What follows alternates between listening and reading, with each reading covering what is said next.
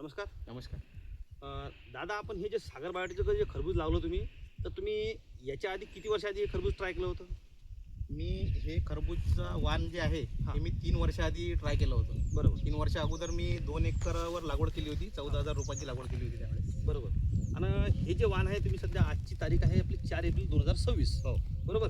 तर उन्हाचं टेम्परेचर खूप जास्त आहे हो आणि त्याच्यानंतर हे जे वेल आहे सध्या हे एकदम हिरवेगार आहे. हो तर याची जी वेलाची जी रोगप्रतिकार असते हे एकदम छान आहे. हो बरोबर. तुमच्या अनुभवामध्ये तुम्ही आतापर्यंत जेवढ्या फील्ड पाहिल्या असेल खरबुजामध्ये, हां. त्या फील्डपैकी ही आपली सागर बायोटेकचं विजयवानाची जी फील्ड आहे ती तुम्हाला कितपत एकदम व्यवस्थित वाटते असेल? तर एकदम चांगला सागर वाणाबद्दल बोलायचं झालं म्हणजे हे वाण असं आहे की हां. हे म्हणजे जर टेम्परेचर जरी वाढलं हां. तरी याला काही एवढा टेम्परेचरचा फरक पडत नाही. पडत. त्याच्यामध्ये मला सेटिंगसाठी पण म्हणजे काही फरक पडला नाही.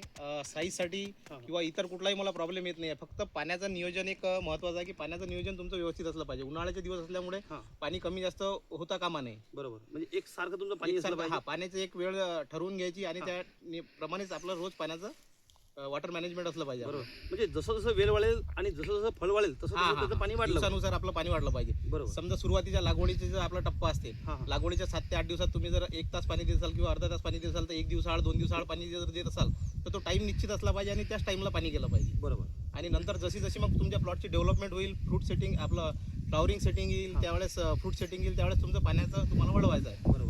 म्हणजे भाऊंचा अनुभव एवढा व्यवस्थित आहे की त्यांनी सांगितलं बा जसं वेल वाढेल जसं फळ वाढेल तसं तुमचं पाण्याचं नियोजन हे वाढायला पाहिजे, जेणेकरून तुमचा प्लॉट हा कॉन्स्टंट राहिला पाहिजे आणि उत्पादन आलं पाहिजे. सागर बायोटेक हे वेळोवेळी बाजारात उत्कृष्ट असे वाण देऊन शेतकऱ्यांना सहकार्य करत असते.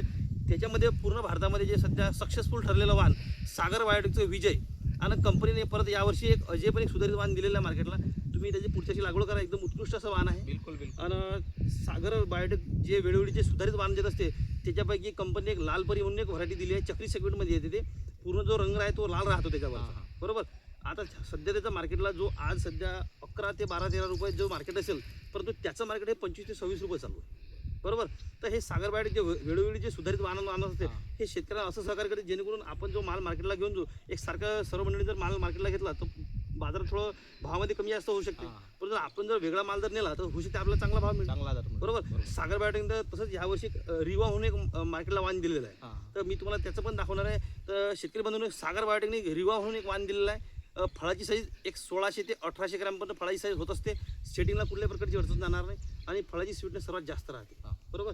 तर तुम्ही हे जे सागर बायोटेकची विजय वाणाची फील्ड एकदम चांगल्या पद्धतीने अशी बनवली, त्यामुळे तुमचं मी हार्दिक असं अभिनंदन करतो. धन्यवाद. धन्यवाद.